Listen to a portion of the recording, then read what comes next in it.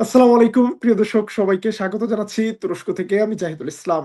আজকে ১৭ই March America Iran যুদ্ধের সবশেষ পরিস্থিতি নিয়ে কথা বলবো এই লাইভে। কে কোথা থেকে দেখছেন কমেন্টে জানাতে পারেন। আমাকে দেখতে অথবা শুনতে কোনো সমস্যা হলে কমেন্টে জানাবেন। খেলায় নামতে এসে আর খেলতে চাইছে না মার্কিন president Donald Trump. Donald Trump বলছেন, আমি আসলে যুদ্ধ চাই না। আমেরিকার রাজনীতির মধ্যে যারা সবচেয়ে যুদ্ধ করতে অনিচ্ছুক তাদের মধ্যে আমি একজন। এই যুদ্ধ আশা করছি ১ সপ্তাহের মধ্যেও শেষ হয়ে যাবে এবং যুদ্ধ বন্ধ করার জন্য মার্কিন যুক্তরাষ্ট্রের উপর চাপ বাড়ছে। ইরান যুদ্ধকে অপ্রয়োজনীয় আখ্যা দিয়ে প্রকাশ্যে যুদ্ধ বন্ধের দাবি জানিয়েছে নিহত মার্কিন সেনার পরিবার। মার্কিন যুক্তরাষ্ট্রের সেনারা এই মুহূর্তে আক্রমণের শিকার হচ্ছে জলে, স্থলে, আকাশে। আমেরিকার ঘাঁটিগুলোতে একের পর এক আক্রমণ হচ্ছে। আমরা আপনাদেরকে যদি দেখাই, মার্কিন যুক্তরাষ্ট্রের একটি ঘাঁটি, সেই ঘাঁটির যে বিমানের হ্যাঙ্গার ছিল, আপনারা দুটো ছবি দেখছেন। এটি হলো আল দাফরা এয়ারবেজের ২টি এয়ারক্রাফট হ্যাঙ্গারের নিখুঁত হামলার মাধ্যমে মাটির সাথে মিশিয়ে দেয়া হয়েছে। শুধু তাই নয়, সৌদি আরবে আরেকটি মার্কিন ঘাঁটিতে হামলা হয়েছে। আপনারা স্ক্রিনে যে ছবিটি দেখছেন, সৌদি আরবের আল কাসিমাহ এয়ারপোর্টে থাকা র্যান্ডম নামক একটি রাডার নিখুঁত ড্রোন হামলায় ধ্বংস হয়েছে। এছাড়া মার্কিন যুক্তরাষ্ট্রের ইরাকের রাজধানী বাগদাদে থাকা দূতাবাসে এবং ঘাঁটিতে গতকাল রাতে ভয়াবহ হামলা হয়েছে। ড্রোন হামলার শিকার হয়েছে।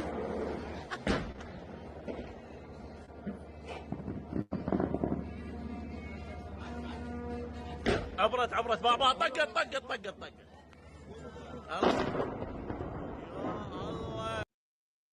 আপনারা দেখছেন যে বাগদাদে থাকা মার্কিন ঘাঁটির মধ্যে কি পরিমাণ বিস্ফোরণ হয়েছে। ঘাঁটি ছেড়ে যারা পালিয়ে বিভিন্ন হোটেলে অবস্থান করছিল, গতকাল ইরাকের রাজধানী বাগদাদের আল রশিদ হোটেলেও কিন্তু ভয়াবহ ড্রোন হামলা হয়েছে। আতঙ্কে মার্কিন যুক্তরাষ্ট্রের সেনারা এই মুহূর্তে অবস্থান করছে এয়ারক্রাফট ক্যারিয়ারে, কিন্তু এয়ারক্রাফট ক্যারিয়ারেও নিরাপত্তা নেই। ৩০ ঘন্টা ধরে জ্বলছে মার্কিন রণতরী, সেনা কর্মকর্তাদের আর্তনাদ। মার্কিন যুক্তরাষ্ট্রের যে রণতরী রয়েছে জেরাল্ড ফোর্ড, ইউএসএস জেরাল্ড ফোর্ডে ৩০ ঘন্টা ধরে কিন্তু আগুন জ্বলছে। এই ধরনের একটি সংবাদ প্রকাশ করেছে মার্কিন গণমাধ্যম নিউ ইয়র্ক টাইমস।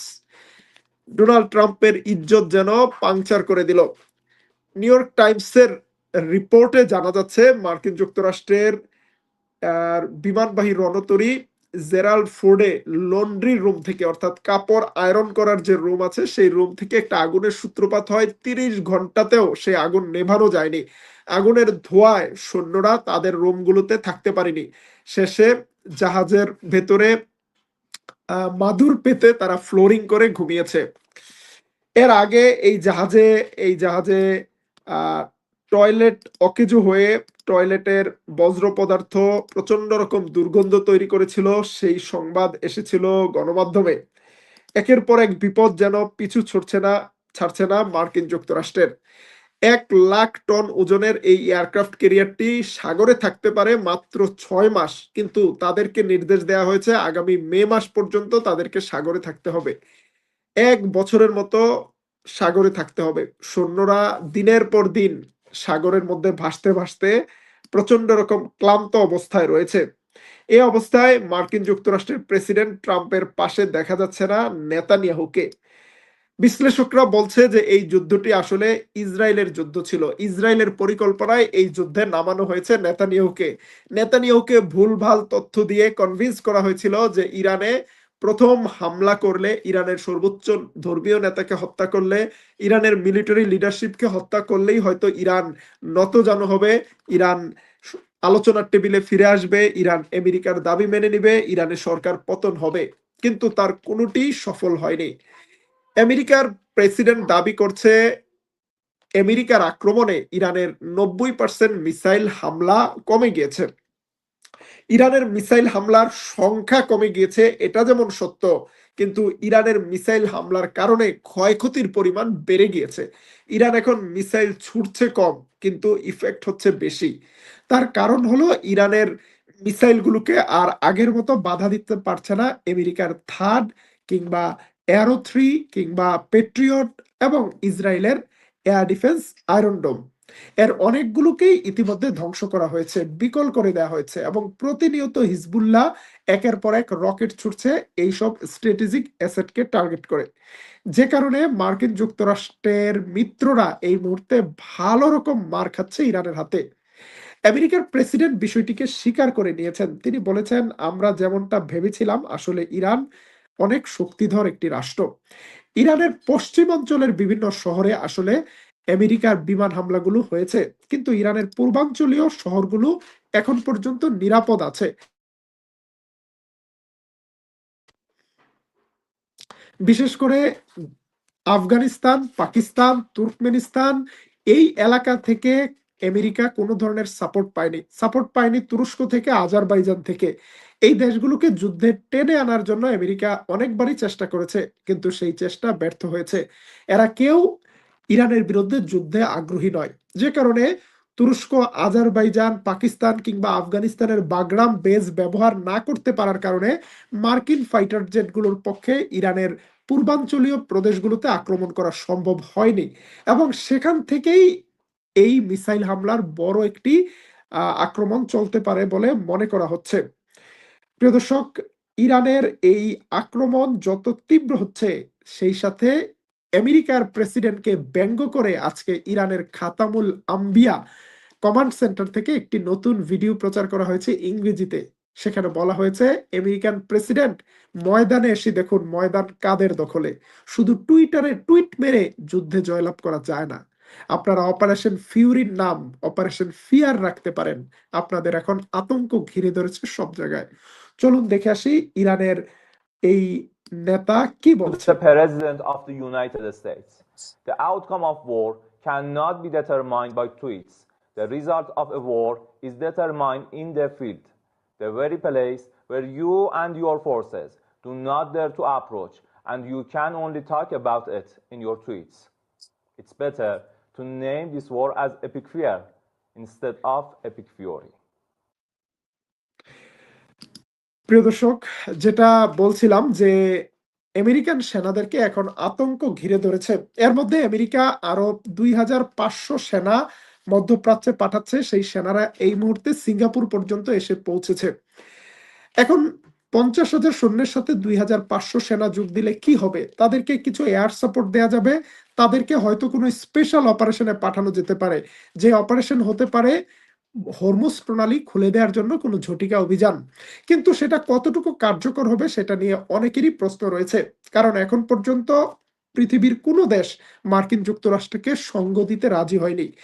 অস্ট্রেলিয়া থেকে জার্মানি, জাপান কিংবা যুক্তরাজ্য কেউ রাজি হয়নি। সর্বশেষ 3টি ইউরোপিয়ান রাষ্ট্র যারা আমেরিকার তাবেদার হিসেবে কাজ করে, জার্মানি, যুক্তরাজ্য এবং ফ্রান্স, তারা সবাই প্রত্যাখ্যান করেছে মার্কিন প্রেসিডেন্ট ডোনাল্ড ট্রাম্পের প্রস্তাব। এককভাবে আমেরিকার সেনারা এই জায়গায় এসে কোনো কিছু উদ্ধার করে ফেলবে তেমনটা আশা করা যায় না। আজকেও নতুন করে একটি ট্যাঙ্কার জাহাজে হামলা হয়েছে হরমুজ প্রণালীতে, যার কারণে এই জায়গা বিশ্বের 20% তেল সরবরাহকারী এই লাইনটি কিন্তু আমেরিকার কন্ট্রোলের বাইরে। বিশ্ববাজারে যে অস্থিরতা, তার মধ্যে তেলের দাম আবারও $5 বেড়ে $98 পার ব্যারেলে পৌঁছেছে। এই অবস্থায় ডোনাল্ড ট্রাম্প বলছে যে আমাদের জন্য প্রয়োজনীয় তেলের 1% আসে হরমুজ প্রণালী দিয়ে, বাকি তেলটা তো রাশিয়াতে যায়, চীনে যায়, জাপানে যায়, ভারতে যায়, তারা যুদ্ধ জাহাজ পাঠাক। কিন্তু ভারত, চীন কিংবা অন্য দেশগুলো বিনা যুদ্ধেই হরমুজ থেকে তাদের ট্যাঙ্কার জাহাজগুলো দিয়ে তেল নিতে পারছে। তারা কোন দুঃখে যুদ্ধে যাবে? অন্যদিকে যুক্তরাজ্য, জার্মানি, ফ্রান্স তারা বলেছে আমেরিকার মতো এত বড় নৌবাহিনী যারা 3টি এয়ারক্রাফট ক্যারিয়ার নিয়ে হরমুজ প্রণালী ওপেন করতে পারছে না, আমরা যদি ছোটখাটো 2-1টা যুদ্ধ জাহাজ পাঠাই তাতে কি এমন উদ্ধার হবে? আমরা এটাতে কনভিন্সড নই। এই অবস্থায় এই অবস্থায় যুদ্ধ যেদিকে যাচ্ছে মার্কিন যুক্তরাষ্ট্রের প্রেসিডেন্টের চোখে সর্ষে ফুল দেখছে। সবচেয়ে ইন্টারেস্টিং বিষয় হলো আমেরিকার প্রেসিডেন্ট ডোনাল্ড ট্রাম্প কোথাও দেখা পাচ্ছে না নেতানিয়াহুর। মিডিয়াতে কিন্তু এখন আর সেই ধরনের সংবাদ নেই যে ট্রাম্পের সাথে নেতানিয়াহুর ফোনালাপ হয়েছে, ট্রাম্পকে নেতানিয়াহু এটা বলেছে সেটা বলেছে। নেতানিয়াহু কোথায় আছে? নেতানিয়াহুকে কোনো অফিসিয়াল কার্যক্রম করতে দেখা যাচ্ছে না। ইসরায়েলি মিডিয়াগুলো যেখানে প্রতিদিন দখলে থাকতো নেতানিয়াহুর সংবাদে, প্রধানমন্ত্রী হ্যান করেঙ্গা ত্যান করেঙ্গা নানা ধরনের কথা বলেছে, এখন কিন্তু নেতানিয়াহুর কোনো নিউজ নেই। বরং মাঝে মাঝে নেতানিয়াহুর নামে কেউ ভিডিও ছাড়ছে নেতানিয়াহু নাকি বেঁচে আছে, জীবিত আছে। সারা দেশের মানুষ যখন বাংকারে লুকাচ্ছে, নেতানিয়াহু তখন চা চা কফি খাওয়ার ছবি দিচ্ছে। সেই ছবিগুলো নিয়েও বিতর্ক হচ্ছে, এই ছবিগুলো কি এখনের, এই ছবিগুলো কি আগের, এই ছবিগুলো কি ইসরায়েলের ভেতরে নাকি অন্য কোথাও, এই ব্যক্তিটা কি জীবিত নাকি মৃত, নাকি অন্য কোনো ক্লোন, নাকি এআই, নানা রকম প্রশ্ন চলছে। প্রিয় দর্শক, এর মধ্যে ইসরায়েল দাবি করছে তারা তারা গতকাল রাতে ইরানের উপর ২টি অ্যাসাসিনেশন অ্যাটেম্প্ট চালিয়েছে। তারা Israeli IDF, Israeli defence force strike kills head of Iran's oppressive Basij force, অর্থাৎ ইরানের প্যারামিলিটারি বাহিনী বাসিজ বাহিনীর প্রধান আহ, আলী রেজা, ওনাকে হত্যা করার দাবি করছে ইসরায়েল। এই সাথে ইরানের ন্যাশনাল সিকিউরিটি কাউন্সিলের সেক্রেটারি ডক্টর আলী লারিজানিকেও টার্গেট করার কথা বলেছে। যদিও যদিও ইরানের পক্ষ থেকে এই বিষয়ে এখন পর্যন্ত কোনো কিছু জানানো হয়নি।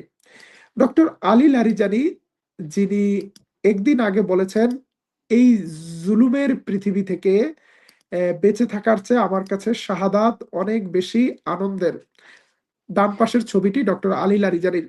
তিনি বলছেন, আমি মনে করি এই জুলুমের পৃথিবী থেকে আল্লাহর কাছে চলে যাওয়াটা অনেক বেশি আনন্দের। আমাদের কাছে শাহাদাতের মৃত্যুই সবচেয়ে সুখের মৃত্যু। ইরান উম, যতটা নির্ভয়ের সাথে যুদ্ধ করছে, নির্ভীকভাবে যুদ্ধ করছে, তাতে মার্কিন যুক্তরাষ্ট্র প্রচন্ড রকম টেনশনে আছে এই যুদ্ধ আসলে কতদিনে শেষ করতে পারবে। এবং মনে করা হচ্ছে এই যুদ্ধ যত দীর্ঘায়িত হবে আমেরিকার জন্য সেটা তত বড় ব্যয়বহুল যুদ্ধে পরিণত হবে। প্রিয় দর্শক, আজকের লাইভের শেষ দিকে আমরা দুটো সংবাদ জানাবো, একটা গাজা থেকে আর একটা আফগানিস্তান থেকে। গাজায় গাজায় ইসরায়েলের মদতপুষ্ট একদল বাহিনী গাজা স্ট্রিপের ভেতরে যে ইউলু লাইন আছে, যেটার এক পারে হামাস আর এক পারে ইসরায়েল আছে, সেটা ক্রস করে হামাসের নিয়ন্ত্রণাধীন এলাকায় প্রবেশ করেছিল এবং সেখানে তারা কিছু লুটপাট করার, মানুষের মধ্যে আতঙ্ক তৈরি করার চেষ্টা করেছিল। কিন্তু বিশেষ গোয়েন্দা তথ্য আগে থেকে পেয়ে সেখানে হামাসের সদস্যরা তাদেরকে প্রতিহত করেছে এবং তাদের বেশ কয়েকজন হতাহত হয়েছে। পরবর্তীতে বিমান হামলা চালিয়েও হামাসের কাউকে হত্যা করতে পারেনি ইসরায়েল, তারা নিরাপদে সেই জায়গা থেকে সরে গিয়েছে। সুতরাং গাজায় ইসরায়েলের আরেকটি পরিকল্পনা ব্যর্থ হয়েছে। অন্যদিকে গতকাল ২৭ রমজান একটি ন্যাক্কারজনক হামলা হয়েছে আফগানিস্তানের রাজধানী কাবুলে। আমরা সেটি নিয়ে আলাদা একটি লাইভ করেছি। পাকিস্তানের বিমান বাহিনীর হামলায় আফগানিস্তানের রাজধানী কাবুলে একটি মাদক পুনর্বাসন কেন্দ্র বা মাদকাসক্তদের চিকিৎসা কেন্দ্রে হামলা হয়েছে। সেখানে ৪০০ জন আফগান নাগরিক নিহত হয়েছে। সরি। এই ঘটনাটিকে পাকিস্তান অস্বীকার করেছে, তারা বলেছে তারা সামরিক জায়গায় হামলা করেছে।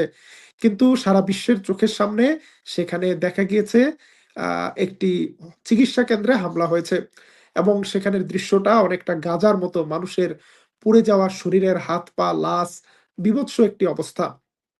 পাকিস্তান রাষ্ট্র যখন ইরান আমেরিকার যুদ্ধ চলছে তখন আফগানিস্তানের বিরুদ্ধে যেই শক্তি প্রয়োগ করেছে সেটা কোনোভাবেই গ্রহণযোগ্য নয় এবং দুই দেশের সীমান্ত যুদ্ধ একটা বড় আকার ধারণ করতে যাচ্ছে।